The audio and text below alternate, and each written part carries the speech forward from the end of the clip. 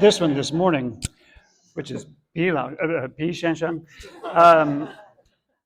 I wasn't sure this was right because actually what I'm mostly known as in the Chinese community is Shu Shu de Lao Gong. But my handwriting's not good enough to fit that much on one card, so I went with the short one.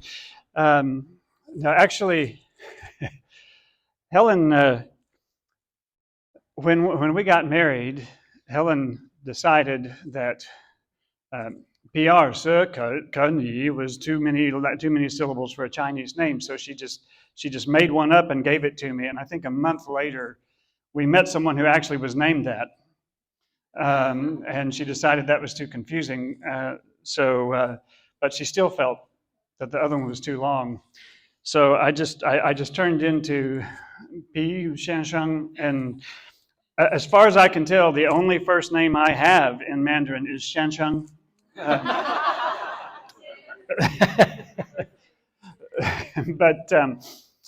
But I did find out after she had been using this name for me on her blog for a while, I did find out that the character she chose for P is, one uses it for immature persons who do not always behave the way that they should. Which is fair enough because I believe in the philosophy, happy wife, happy life. But I also believe slightly annoyed wife, amusing life. So it's fair enough that she decided to call me Mr. Obnoxious. So we are going to talk about solution and blame, and I'm going to tell you one of the biggest reasons that we are, and that is because I already talked to your kids about it. For a couple of reasons, we talked to them, and one of them is that I think it's really important for kids to know this because one of the things that our culture tries really hard to brainwash our kids into believing is that anyone who uses the word sin or sinner is always in blame mode. And not to ruin the suspense, but as we go through this, what you're going to find out is that blame mode is bad, which I'm sure will be a shock for you to know that. But blame mode is a bad thing. And people who spend all their time in blame mode, the rest of us think that they're jerks. And so one of the big reasons that our kids who grow up in church lose their faith is that they grow up being programmed by our society to believe that whenever anyone starts talking about sin, they are being judgmental, they are in blame mode, they are being the kind of person who is all the things that we're going to see as we go through this. So every time in the Bible that they see God talking about sin, in their head they hear a jerk who is in blame mode. But when God talks about our sin, he is never in blame mode, he is in solution mode. There is no condemnation for those who are in Christ Jesus. But our kids come away with the idea of God being a jerk because they associate him with all of the characteristics of blame mode and none of those of solution mode. So this is one of the things that we sort of try to get to kids early, is to defend them against that. But the problem is, if I teach the kids about solution mode and blame mode and I don't teach the parents, then you get surprise attack because I have just given the kids all kinds of weapons to use against you that you don't know about, which is not the point. The point of this is not to give them weapons, but just because,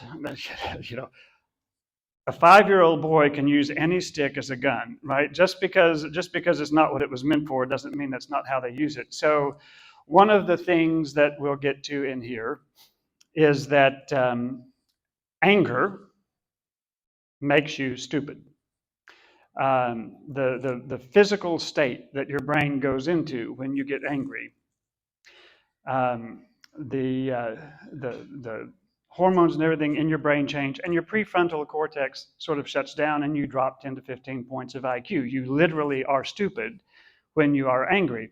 And when Kai was, I don't know, 12, 13, about 12 or 13, he was having a lot of trouble with anger issues, and so I explained this to him, and the reason that I explained it to him was so that he would be motivated to find ways when he was angry to calm down because he was being stupid. So naturally, the first way that he applied it is that the next time Helen got mad at him,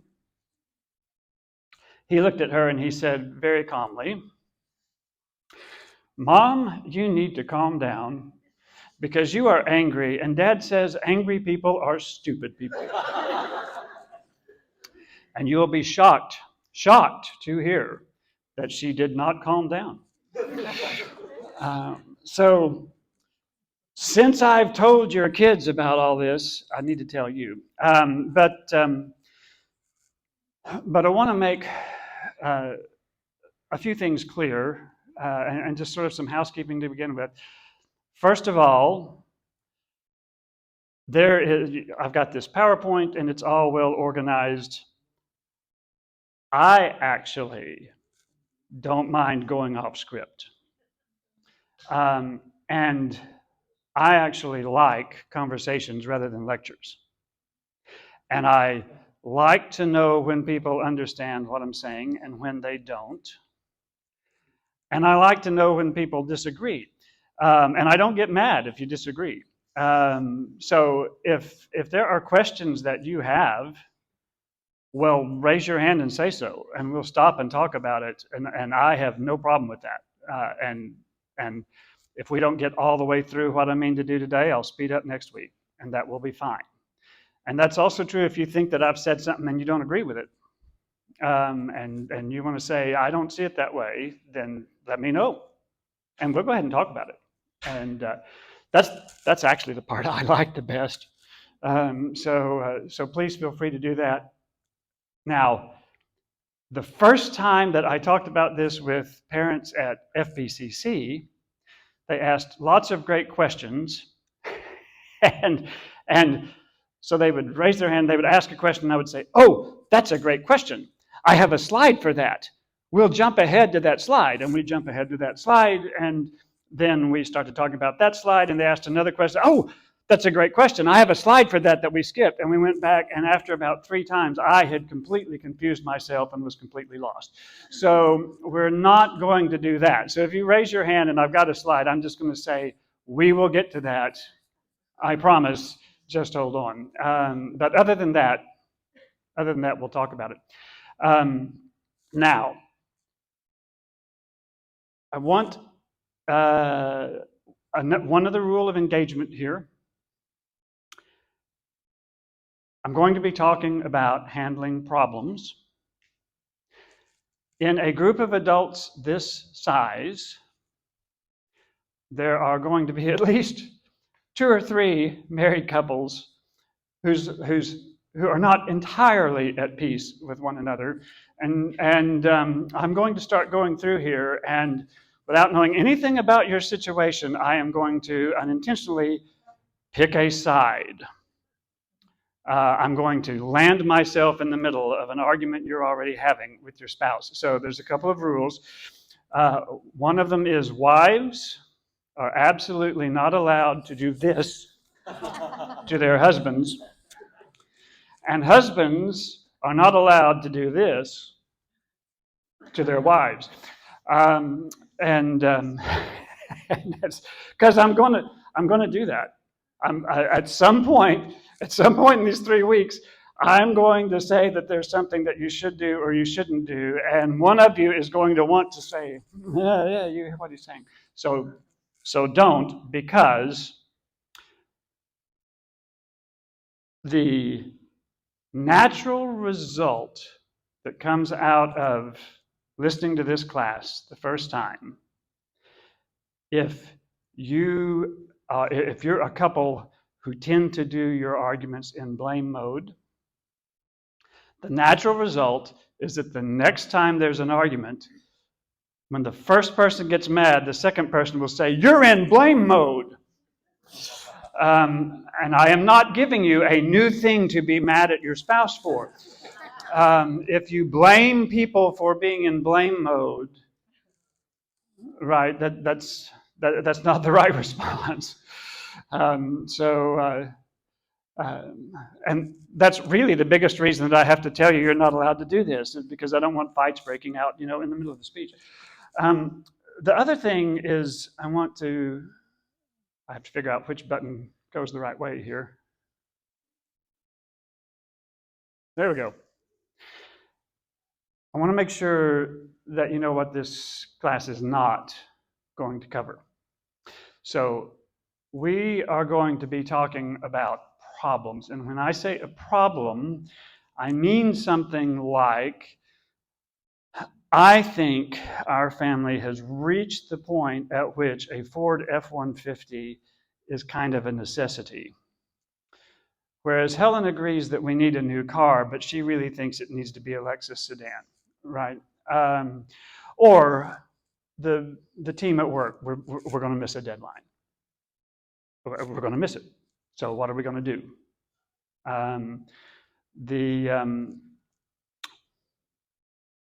Not happy with the way my child is managing his time, right? These are things like problems.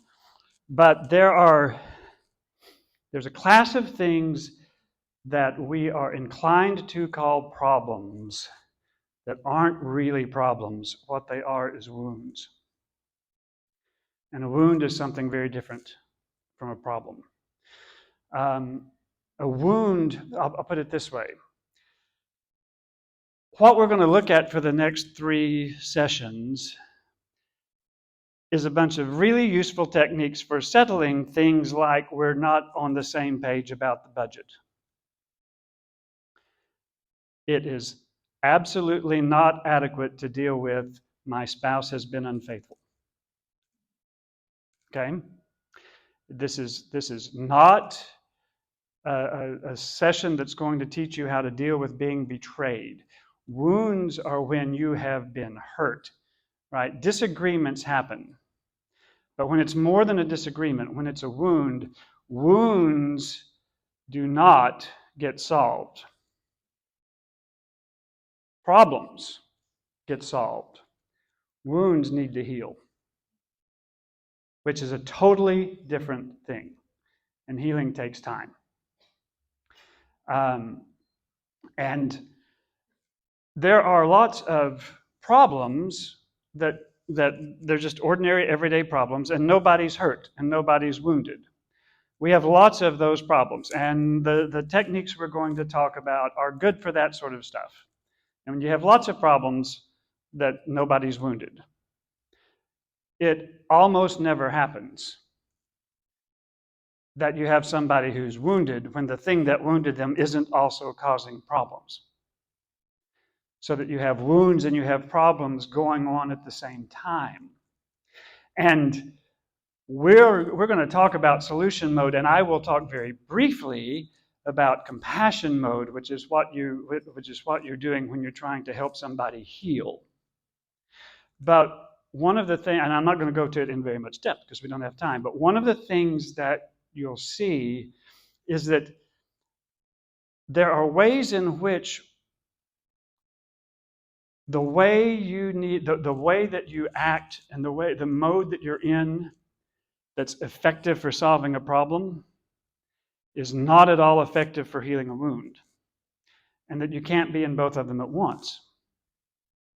And if you go to a person who so one of the ways that Christians who mean very well cause a lot of damage, if I have just seen my 5-year-old daughter die a long and painful and lingering death to a brain tumor, even though everybody in the church prayed for her and I prayed for her, and she died anyway. It is entirely true that God is working for my good, even in this.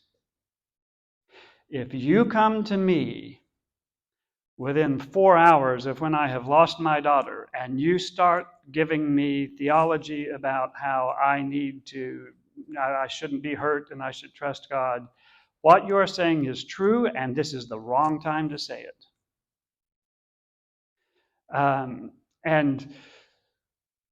But the trouble is, what that makes it sound like is you should put off solving the problems until people have had some time to heal. But some problems you can't. You can't put off the funeral arrangements until I have gotten over my grief. So what you wind up with is that you are having to try to do this sort of dancing, balancing act between which problems can be put off, and can we delegate some problems, and can we be in solution mode for a little while, and that is a really complex thing, and we are not going to equip you with that. That's not what this class is about, right? So it's out of scope,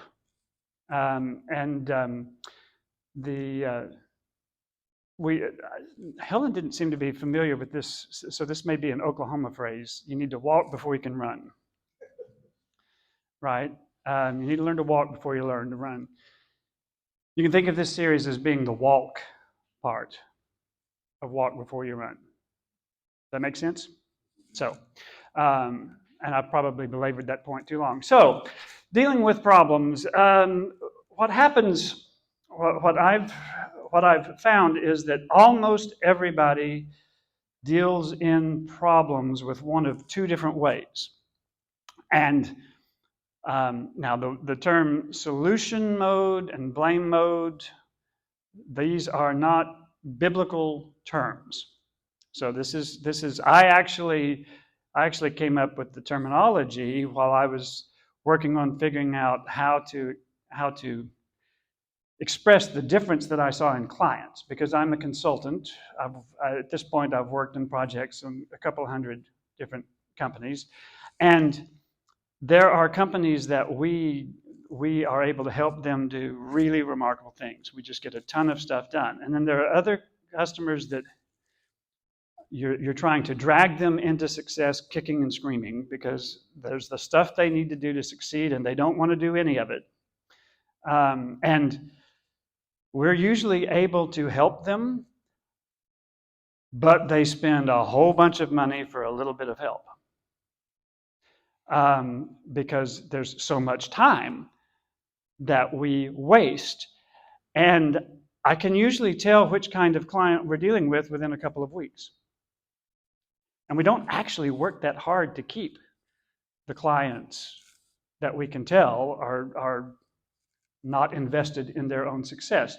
And the difference between those clients was a difference that I saw in individuals as well. And one of them is that the successful people focus on the solution, and the unsuccessful people focus on the blame. So it's really easy to define solution mode and blame mode, right? So in solution mode, people are focused on solving the problem.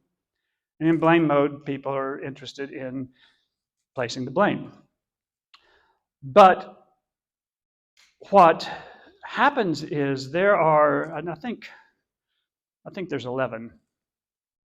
1, 2, 3, 4, 5, 6, 7, 8, 9, 11. Yes. So these are 11 different sort of choices that you make when you're going into solving a problem. And the ones on the left, the answers that we get on the left, lead to success. And the answers that we get on the right lead to failure. And the fascinating thing to me is almost nobody mixes the sides. Most of the time, if you have somebody who is focused on the future, which is the solution mode thing for time, you will not find that their core goal. How do I do the laser pointer? Where's the button for the laser? There we go. Yeah. Most of the time, if you have someone who's focused on the future for time, they're not focused on vengeance as a core goal. Right? You don't have people taking some of their answers from here and some from here. Most of the time, if they're over here and if they're over here in one area, they're over here in practically all of them. And the same thing here. So what looks like 11 different choices, and it is 11 different choices, but in practice it winds up being really one choice. People choose to be on the left-hand side or on the right-hand side. So this the structure of this course is really pretty simple. We're just going to go through the box. We're just going to go through the boxes. And I'm going to talk about each of those choices and what I mean by them and what they look like and why the solution mode works and the blame mode doesn't. Fair enough? And we already did the introduction, so we can check that off. And now we're going to look at time. So here we go. In the question of time, people who are in solution mode are focused on the future. I went the wrong direction, focused on the future. People in blame mode are stuck in the past. People in solution mode, what they care about is they want to not have the problem in the future. That's what they're interested in talking about. It does not mean that they won't look at what happened in the past. But the only reason that they're interested in the past is to learn lessons that will keep them from messing up in the future. And if there's nothing to be learned from the past, then they're done with it. What they care about is making the future better. People who are in blame mode are focused on the failure, and they want to stay there while they figure out who to be mad at. Right? And you can, if you sit in a room where there's a couple of people trying to work on a problem and one of them's in solution mode and that other one's in blame mode, you will see the solution mode person getting frustrated and saying, look, what are we accomplishing? Right? What good are we doing here? Why are we, it's done. The past is done. How are we going to make the future better? Right? And this is one where the Bible takes sides. So the Bible talks very rarely about, the Bible very rarely asks us to look back. And when it does, it's doing something like this. Remember all the good things that God has done, so that you can have faith that he will do them again in the future. Right? And every so often, God will tell the Israelites, or Jesus will tell his disciples, remember how badly your forefathers messed up. And remember what happened to them so that you won't mess up the same way. But that's the only time that the Bible's really interested in having us look back and remember stuff. Most of the time, the Bible is far more focused, especially in the New Testament. There we go. Forget the former things, don't dwell on the past. And I think, and it's all over the place, so you know, if anyone is in Christ, he's a new creation, and I've been crucified with Christ, I no longer live, right? But this is my favorite example from Paul. Where he says, look, I haven't already arrived at my goal, but I press on to take hold of that for which Jesus Christ took hold of me. And brothers and sisters, I don't consider myself yet to have taken hold of it. But then he goes on to say, but one thing I do, forgetting what is behind and straining toward what is ahead, I press on toward the goal to win the prize for which God has called me heavenward in Christ Jesus.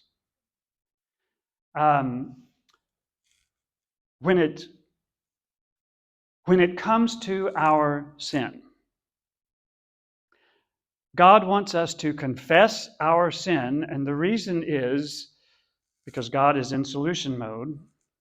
We are not going to get to where God wants us to be until we get rid of the sin. We have a problem. The sin is a problem. And God has a solution for the problem, but He can't really get started on the solution until we at least admit that we have a problem.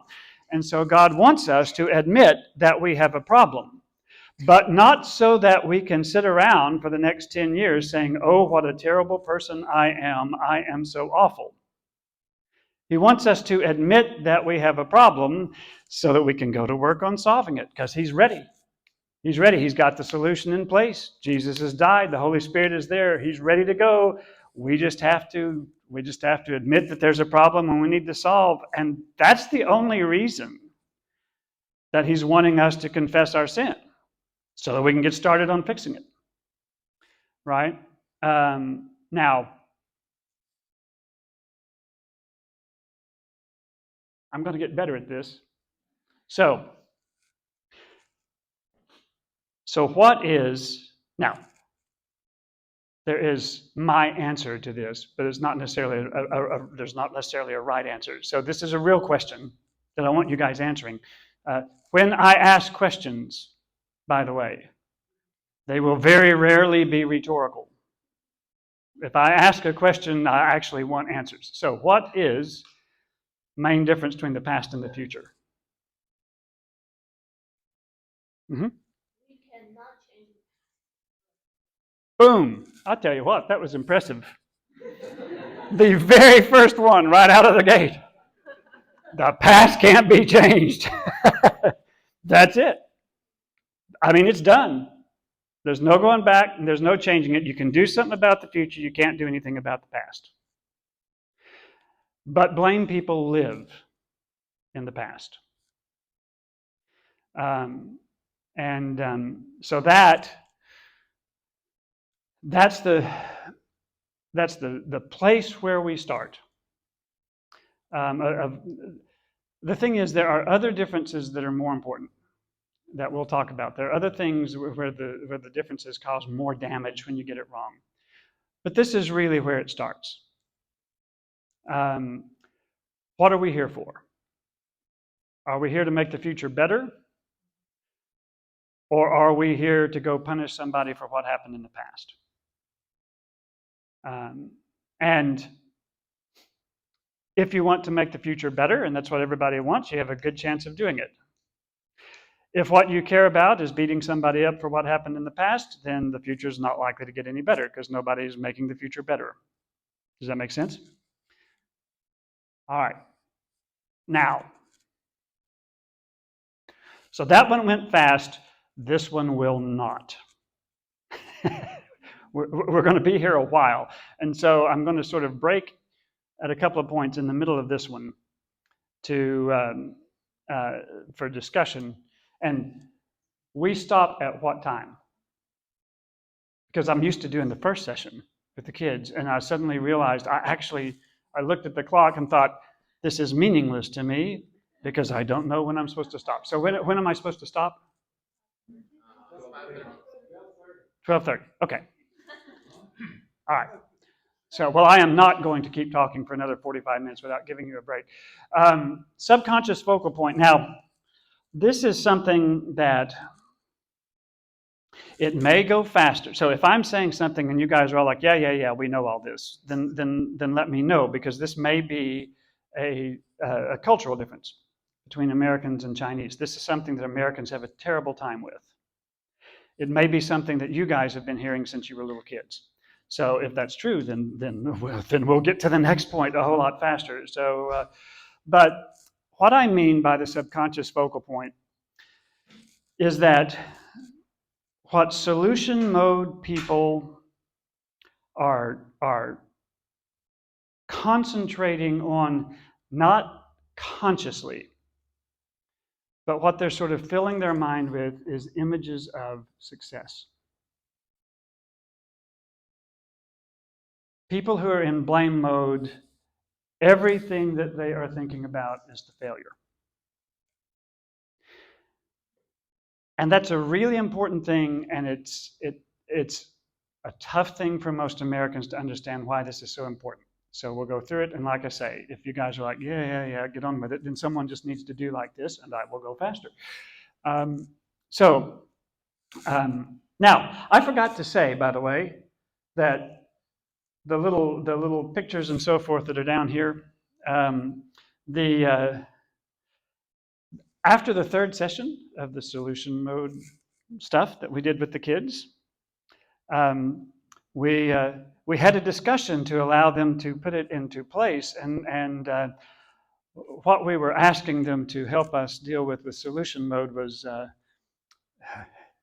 improving the lessons, and so I was informed by that one of the discussion groups was it was Ella, Chi-Chi, Joanna, Innie, and Erica.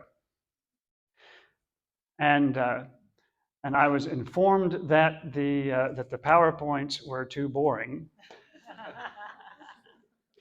But they were in solution mode, and so Innie volunteered to spice them up. And so I said, that'll be great. So I sent her the presentations and the little images and so forth, the little people that you're going to see around come from Innie, who helped improve my stuff. But she put this one up here, and the 10% and the 90%, I have no idea where she got that. So it's clip art, but I was absolutely fascinated by this bit, because this is something that I tend to have trouble explaining, that your subconscious mind has beliefs. The only thing is, it's not up here, so I fixed it. You have two sets of beliefs inside you all the time. And that is why Paul wrote Romans 7. And I'm kind of counting on you guys being familiar with Romans 7 so that I don't have to stop and read the whole chapter. But I will sum it up really briefly and inadequately by saying that Paul says in Romans 7, I got two laws that I find inside of me. And one of them is God's law, and the other one is the law of my flesh. And I want to do what's right, but what I do is not the good that I want to do. The evil that I don't want to do, that's what I keep on doing. And what we see in ourselves, and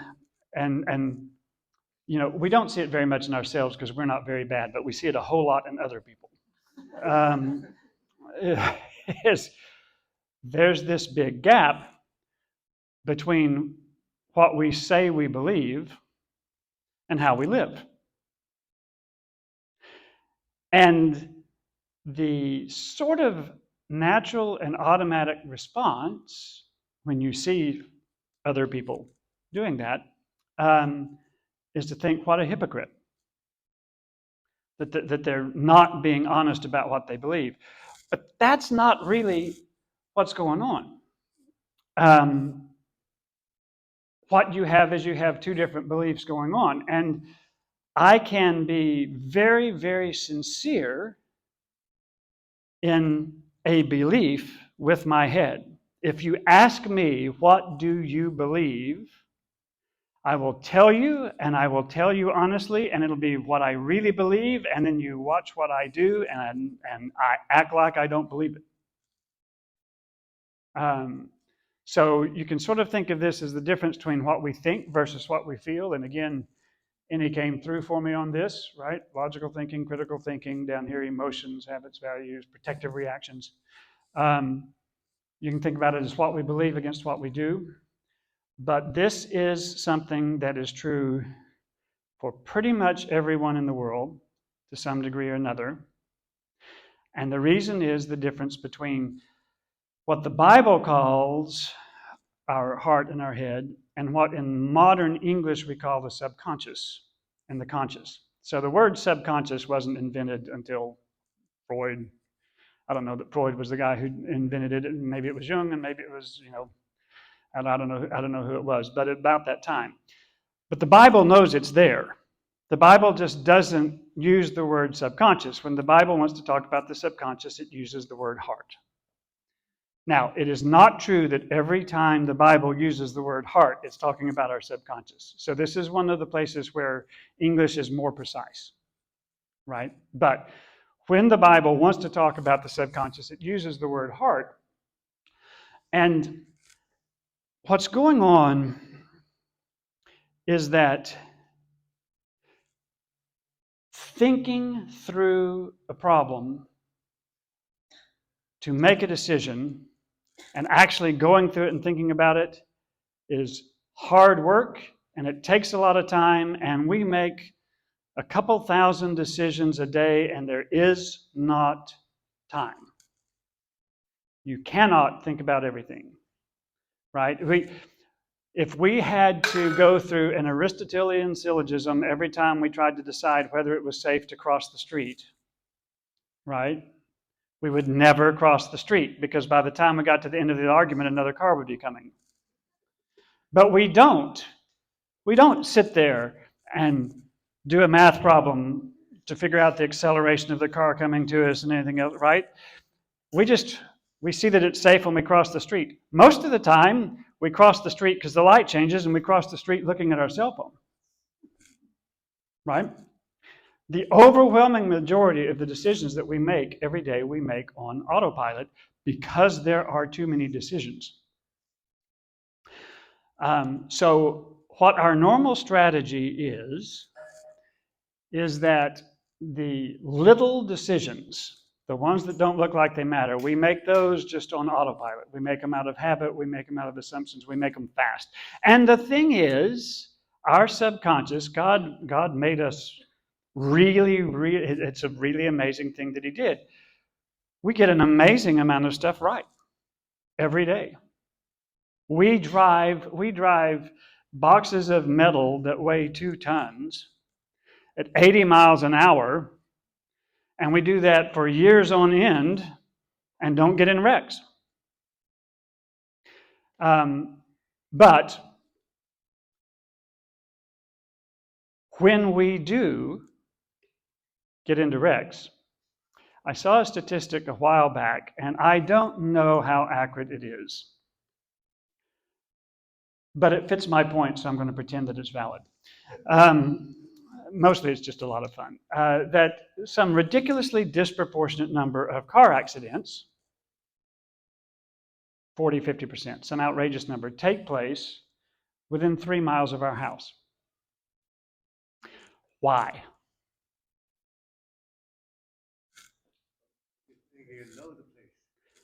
Because we know the roads, because we're familiar with it. If you are driving on a road that you've never driven on before, you're actually paying attention to try to figure out what the speed limit is, everything else. Once you've driven home from work for the 100th time, you are on autopilot, right? You can save that mental energy and you can use it to argue with your wife.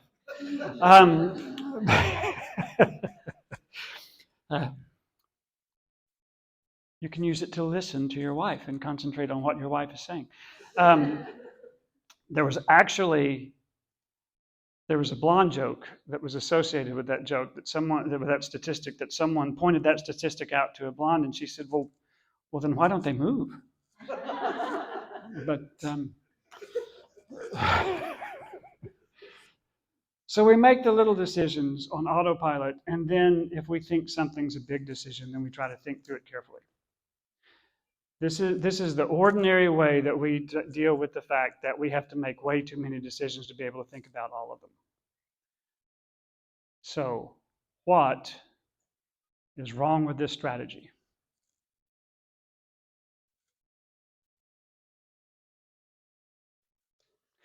See, this means I don't talk again until somebody answers.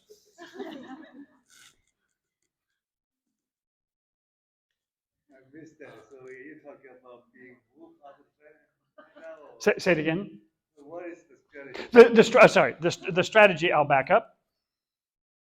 This is the strategy, that you make the little decisions on autopilot and you think about the big decisions. Okay, so what's wrong with this strategy? And you have been through this course. And whose fault is that you don't remember? Go ahead. How do you know which decisions are little or big? So now I'm going to tell a joke. Yeah, that is correct. That's one of the two main problems with it. So now I'm going to tell a joke. There's a couple of guys in a bar. They've had quite a bit to drink, so one of them is feeling like confiding in his buddy. He says, "Oh man, my wife and me, I don't think we're going to make it." His buddy says, "What do you mean?" He says, "Well, all we do all day long is we argue. We're arguing before we're out from under the covers in bed when we wake up. We go to bed at night, the lights are off, our head's on the pillow, and we're still arguing, and I just don't think I can take much more." And his friend says, "Oh, I feel you. I remember that's exactly what we were like with my wife before the compromise." His friend says, "What compromise?" He says, "Well, we knew we had to do something, so we came up with a compromise, and it's worked." He says, well, so what is the compromise? He says, "Well, what we agreed is my wife would make all of the unimportant decisions, and if she wanted my advice, she would ask for it. I would give it to her. If she took it, that was great. If she didn't take it, that was her business. If it worked out, that was great. If it didn't work out, well, maybe the next one would. And I would make all of the important decisions, and the same rules applied." And The problem is, because I've been in this class, it's a big mistake normally because it's small, very small, a lot of small. Yes, but you're cheating because you've already seen it. So nobody has to be somebody. So at any rate, the guy whose marriage is bad says, "Wait, are you telling me that worked?" His friend says, "I haven't had a fight in 10 years." He says, well, that sounds great. I can only see one problem. How do we know which decisions are important and which are unimportant? And his friend says, "It's not actually as hard as you would think. Unimportant decisions are things like, should we pay off the mortgage? Should we put the kids in private school? Should we move to Chicago?" His friend's like, "Well, okay, but then what's an important decision?" He says, should the Fed raise the discount rate? Should we go to war in Iraq?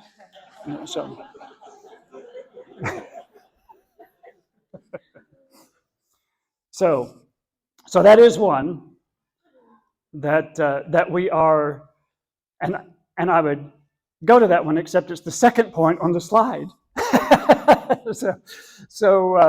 But we are spectacularly bad at knowing which decisions are important and which ones aren't.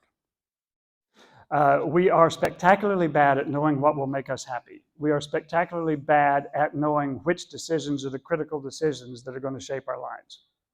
So if we pick the decisions that we think are important, we will usually pick the wrong ones. Not always, but often enough. The other problem, now, Beryl cheated because he's seen this presentation before, but I'm not sure everybody heard him. So if you didn't hear Beryl, you can still answer it. What's another issue with this strategy?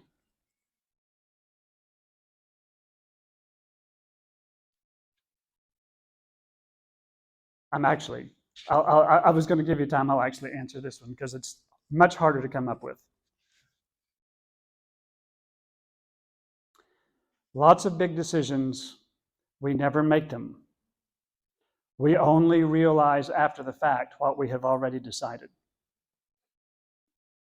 So, there are very few men who, when their children are young, say, you know what? My work matters to me more than my children do. And I'm just going to concentrate on work. And if my kids wanted to spend time with their father, they should have picked a different dad. Right? There are very few men who decide that.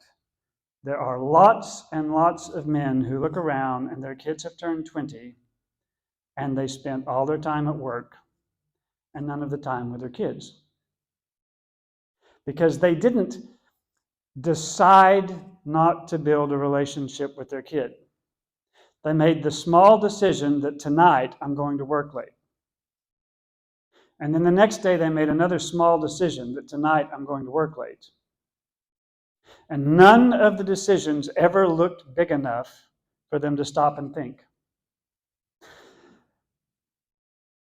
Most of you have kids, and if you don't, you have nieces and nephews, and you see kids running around the church. Have you ever seen any of your kids grow? But they're growing all the time. If every 3 months you take and you set them up against a wall and you draw a line, the line will be higher, but you never see them grow. The decisions that shape who we are overwhelmingly decisions that are made one tiny little bit at a time. And we never decide them. We realize what we have already decided. And those decisions get made on autopilot. And Annie Dillard, this is one of my favorite quotes. How we spend our days is, of course, how we spend our lives. We decide how we're going to spend a day. And then tomorrow we decide how we're going to spend tomorrow. And then the day after that, we decide how we're going to spend that day.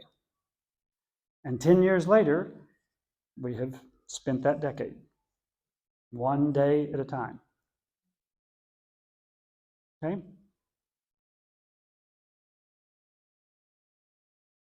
The truth is, as long as your heart's beliefs are false, you will not live successfully. It is not a viable strategy to override your heart when it matters.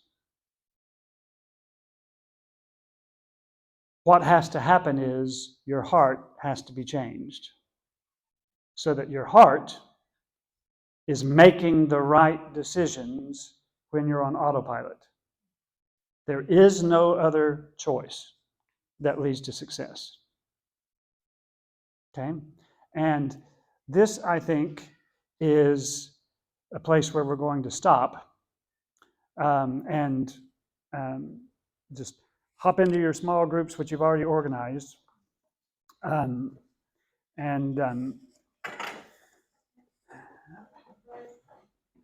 What I'm curious about is,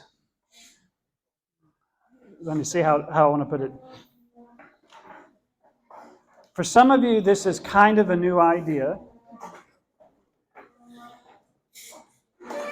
And for others of you, it's not a new idea, but it's something that you don't remember all that often. In other words, for some of you, it's something that's in your head and not in your heart, right? And so I'm curious, don't tell me, just talk to each other, to what extent is this entirely new, and to what extent is this something that you know, but you're not living on, right? So go ahead, and we'll pick back up in another about 5 minutes. Okay? No, I just keep it running. It's fine. Just leave it running.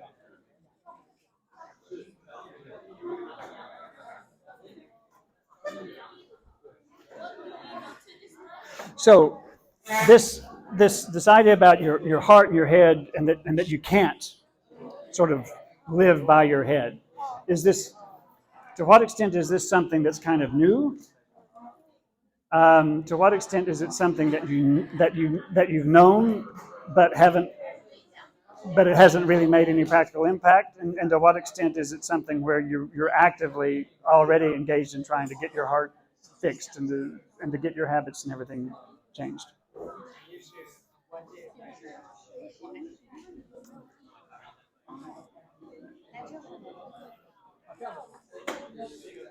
Here. You want them to answer this question? No. I backed up. Oh, back there. Okay.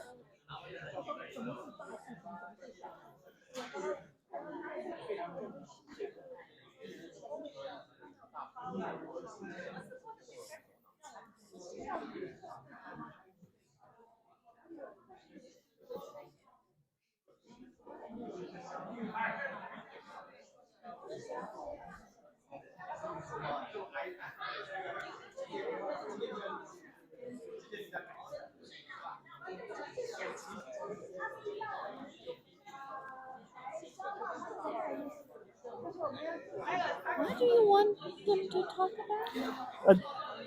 To this whole idea of that your conscious beliefs don't really matter very much, right? To what extent is that new that they've got to think about it? To what extent is it something that they already know and that they already kind of agree with?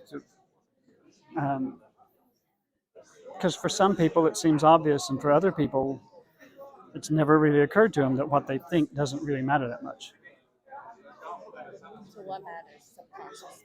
Yeah.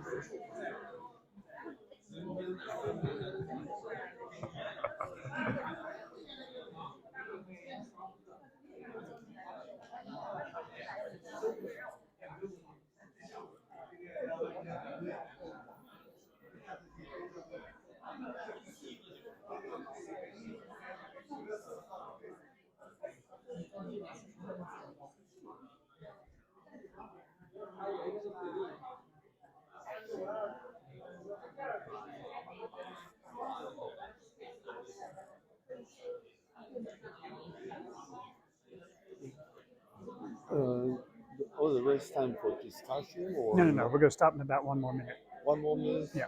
I'm going to give them. I'm going to. In fact, announce, otherwise. yeah, yeah, yeah.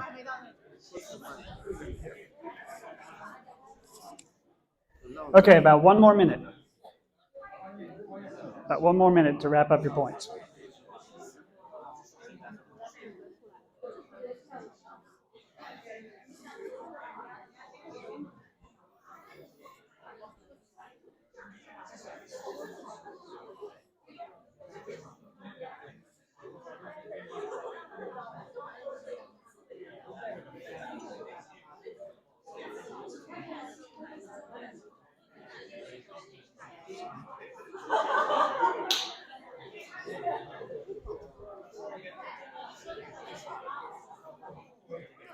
Ten seconds so you can finish a sentence.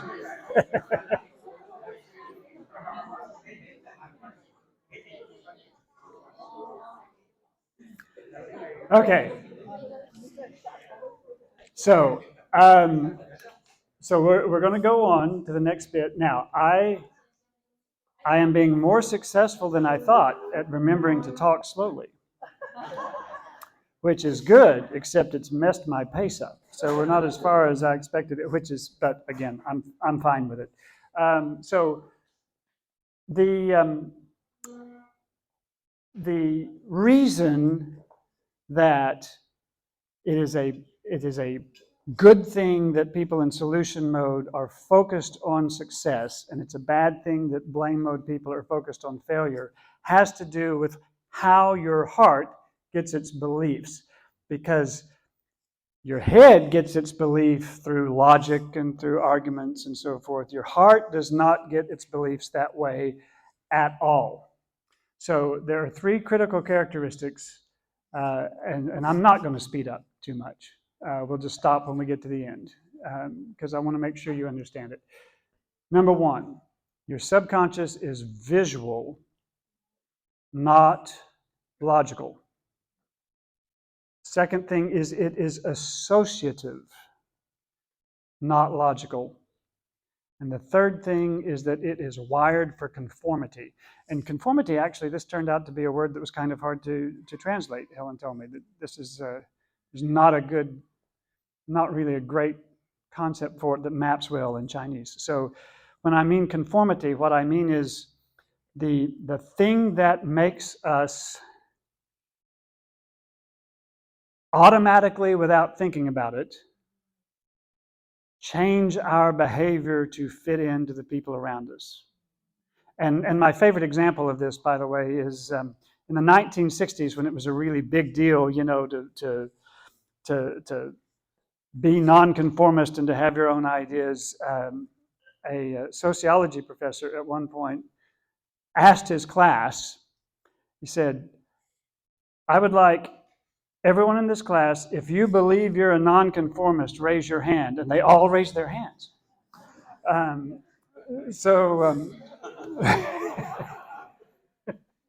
So what I mean when I say the subconscious is visual,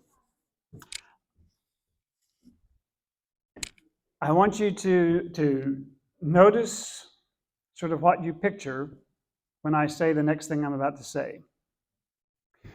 I am not going to fall off this chair on my face. Now, what did you all just picture? You just pictured me, right? Holy cow, I stepped into the beam and got blinded. The concept of not is purely logical, and your subconscious doesn't pick up on it. So, this is a game that you like to play with kids. I'm going to count to 5, and once I get to 5, and by the way, for some of you this is going to be impossible, and for some of you it'll be trivially easy. And so those of you who know how to do it, don't blurt out the answer. I'm going to count to 5, and then for the next 5 seconds, I want you to not think of pink elephants. Right? So 1, 2, 3, 4, go. So was it easy or hard? How many of you thought it was easy? You thought it was easy. How many people thought it was hard? Most of everybody else. Why was it easy?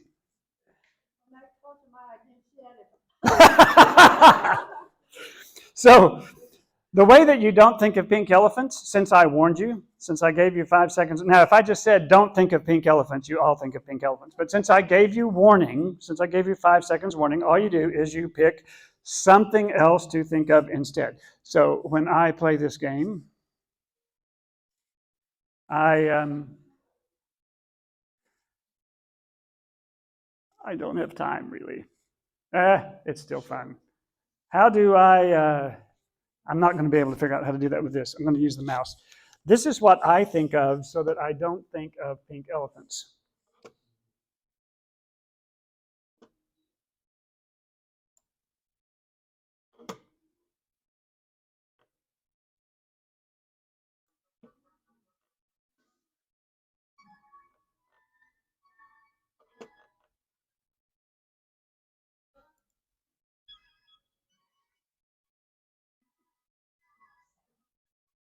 Yeah, the sound's not coming through.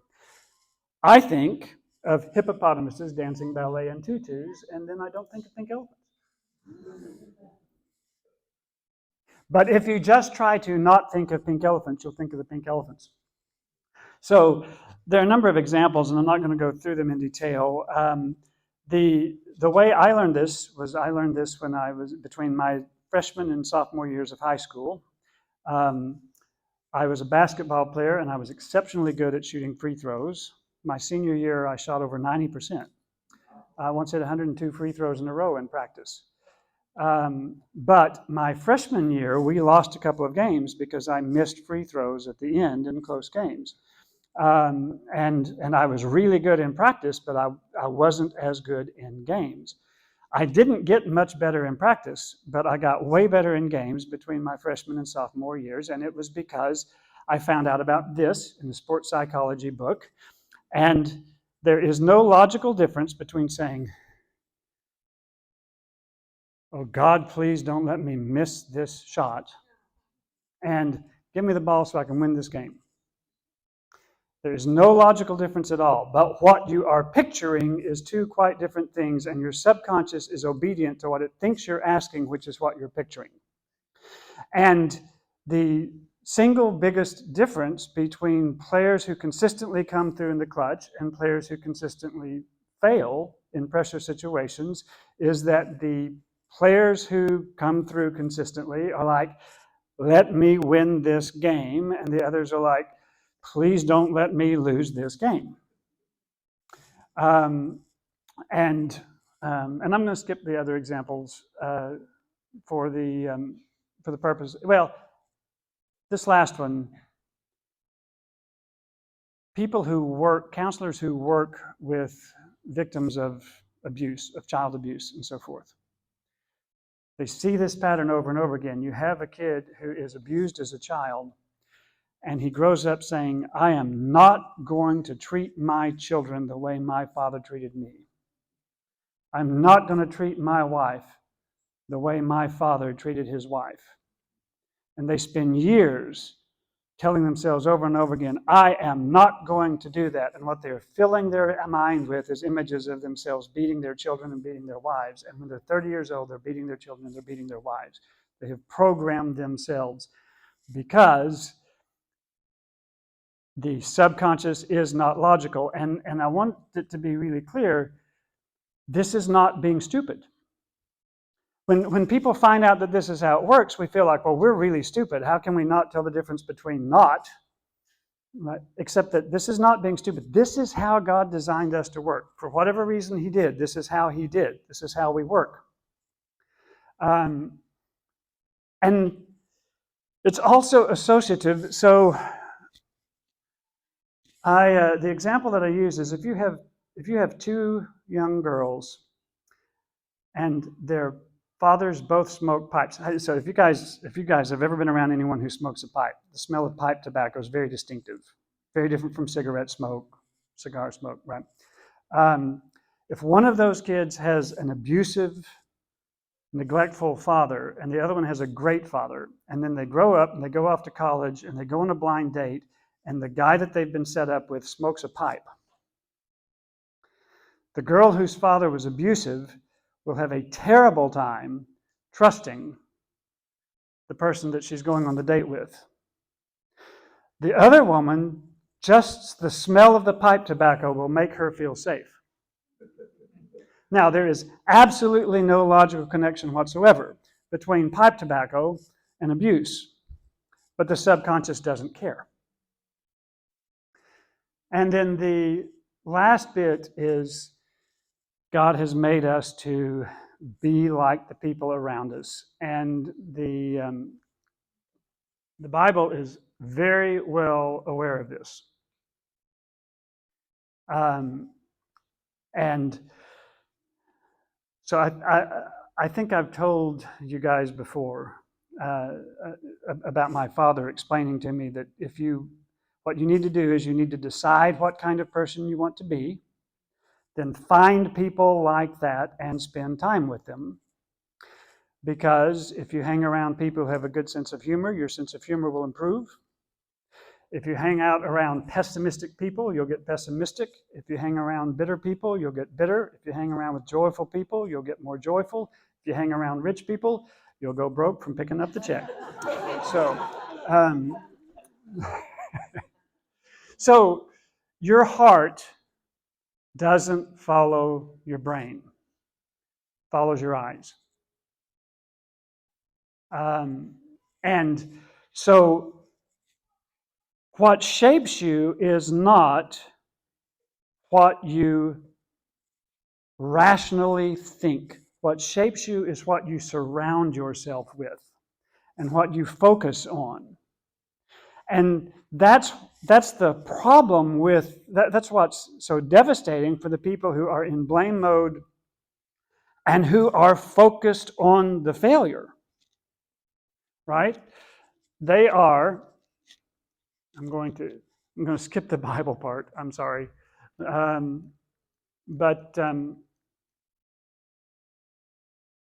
Because we got 5 minutes left and I don't want to go late.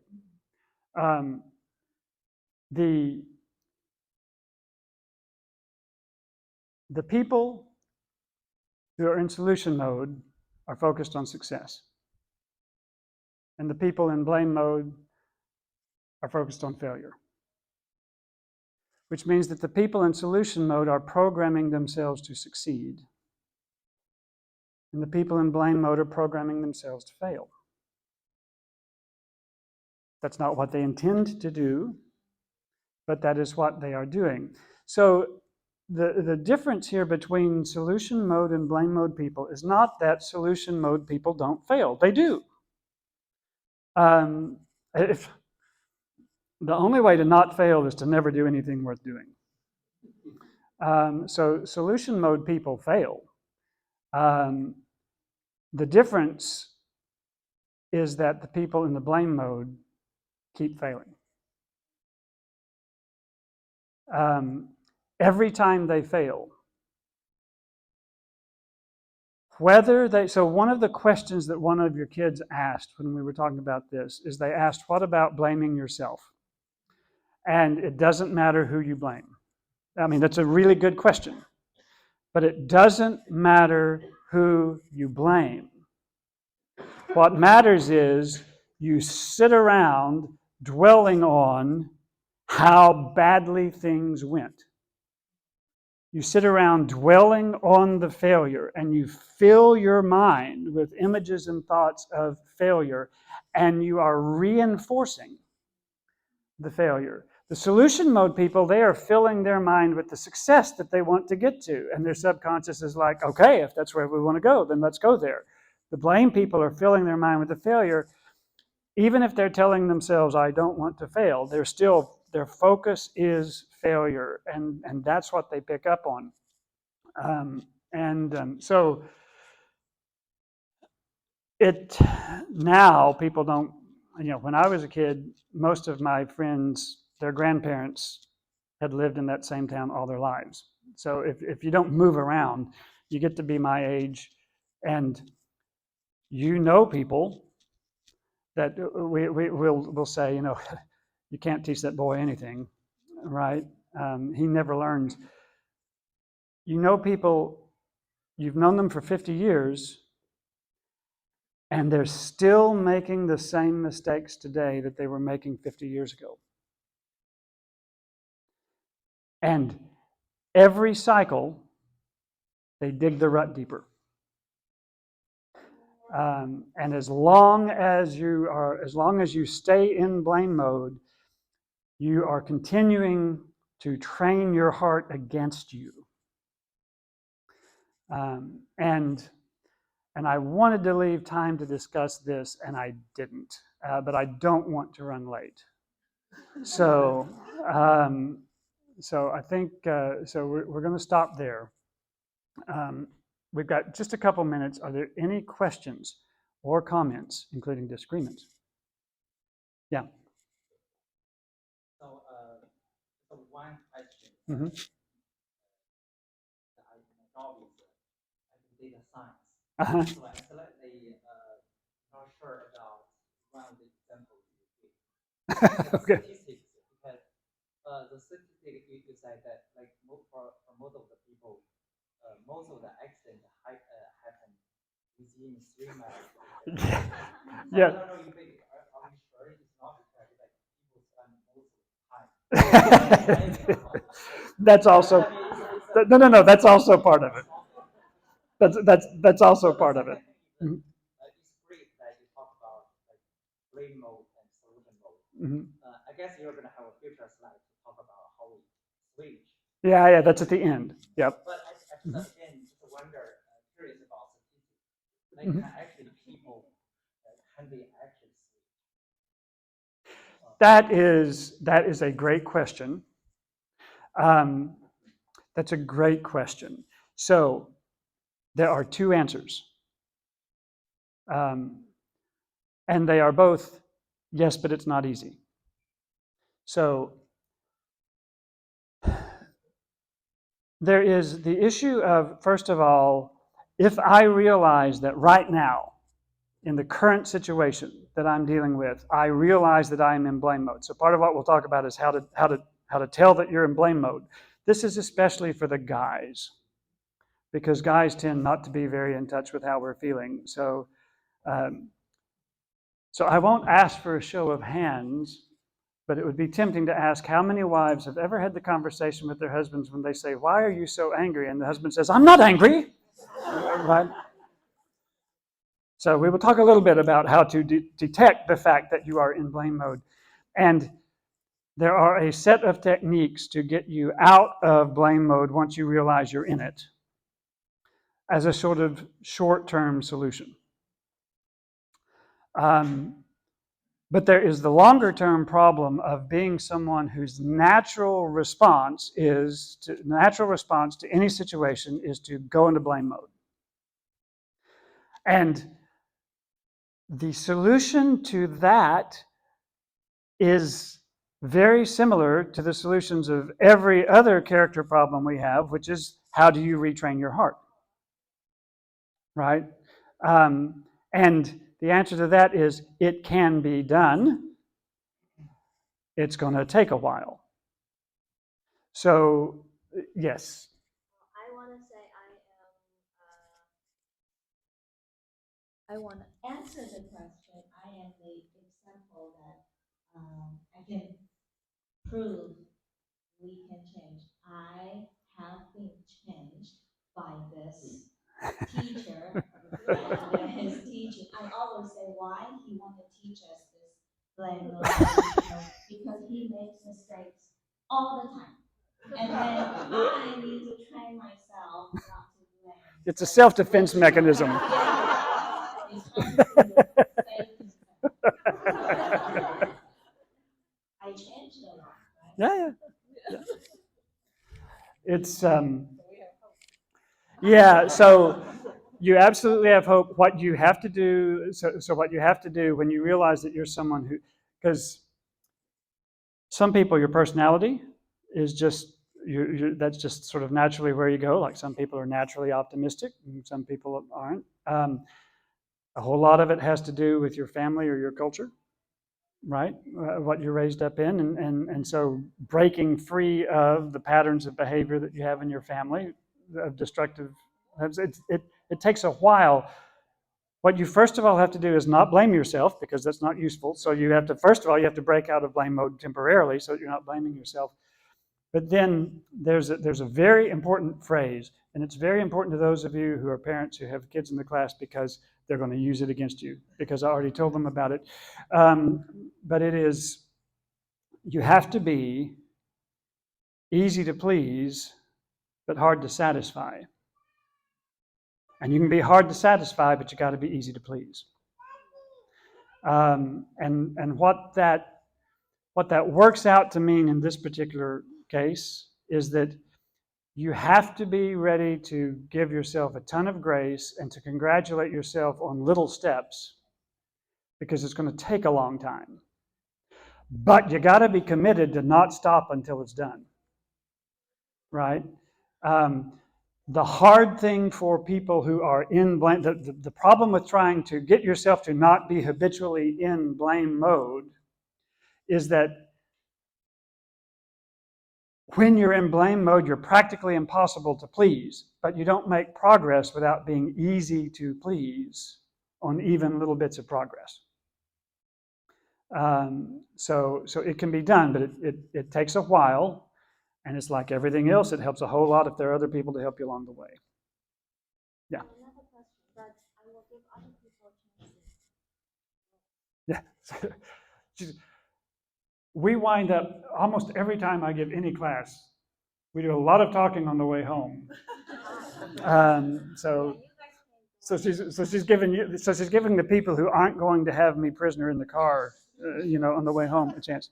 Yeah. I got a question. Then a third mode besides solution and third mode. Compassion. Compassion mode is how you deal with people who have wounds. There's a bunch of them. There's a bunch of modes. Solution and blame mode are the two modes that people fall into when they're focused on a problem. But obviously, there's huge amounts of our lives that we spend not trying to solve a problem, right? And so you can be in, I spend a great deal of my time in obnoxious mode, teasing my wife. Yeah.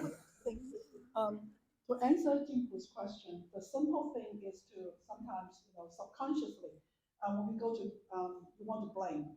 But a lot of times as counselors, you always hear people coming in blaming when they talk about their problem and whatever things they are blaming on.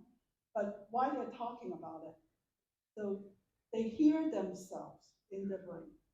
So what we call processing, that means that when they talk about complaining, they hear it most of the time, if people have, it becomes from subconscious to conscious. And they know how to solve the problem without me saying a word. Because they know that they are angry, they are being unreasonable, their husband may be okay, it's just all of them is in the feelings, in the heart. So that's the easy way. So a lot of times for girls, no, for women they're easy, because we always have Guimi, close friends. That when my Guimi, I pick up my phone, she already know what I'm trying to say, right? Without me saying anything. And that's a way to relieve. But guys are difficult.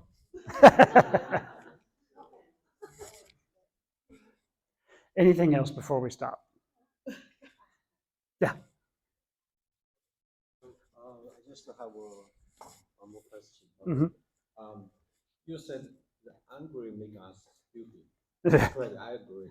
But holding your angry also have negative consequences. Yes. But how do you deal with this part of negative consequences? Mm-hmm. Always holding your angry. So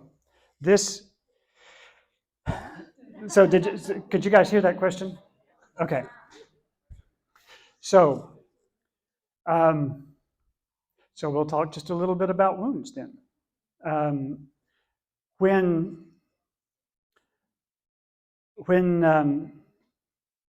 So there are some people who get angry when other people make decisions and don't ask their opinion first, right? There are people who get angry over anything. But and the Bible does not say that anger is a sin. It says you need to be slow to anger. So if you're someone who gets angry a lot, and you get angry over small things, that's an issue, and that's an issue that you need to deal with. But everybody, look, if your spouse cheats on you, you are going to be angry. When you get wounded, most people, when they get hurt, they get angry. And that is legitimate anger. Now, what the anger is trying to get you to do is almost always a really bad idea. But the anger itself is legitimate. And so if I am, if I'm really angry at Song Li, I can go off on him the way I want to and say, "You are such a jerk. I don't know why I have to put up with you," right? Which is what my anger wants me to say.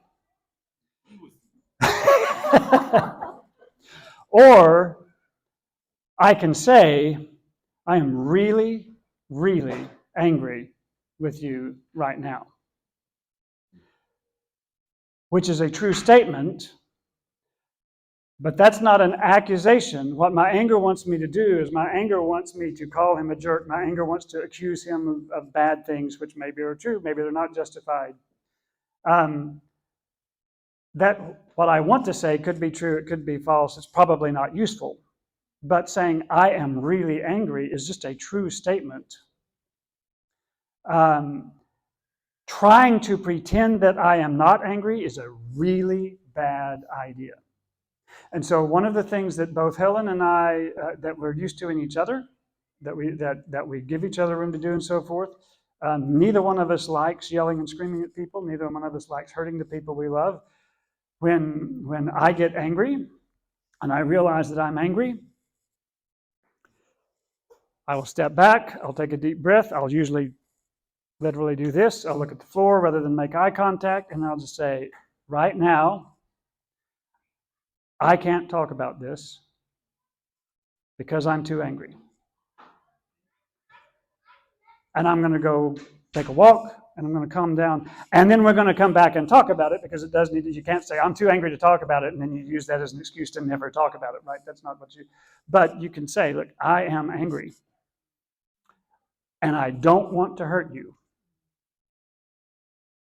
And what I want to do right now is hurt you because I'm mad. So we're not going to talk about this, right? That's a completely different thing from trying to pretend that you're not angry, which never fools your wife anyway.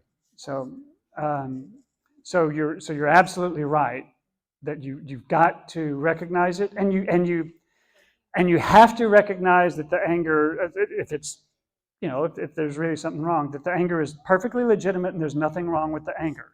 There's something wrong with what the anger wants you to do, but there's nothing wrong with the anger. Does that make sense? All right, we're 10 minutes over, so. Okay, yeah.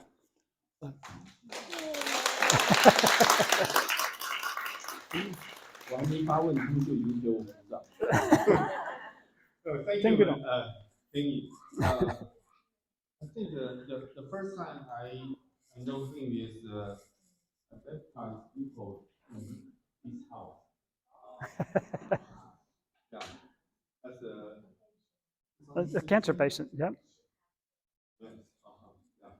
OK， 好，现在是中文课 ，OK。发怒也是一个兴奋的一种情绪。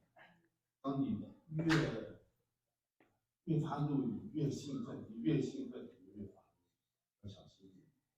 OK， 然后有的时候你发怒不是为了某样事情，而是成为你的方式。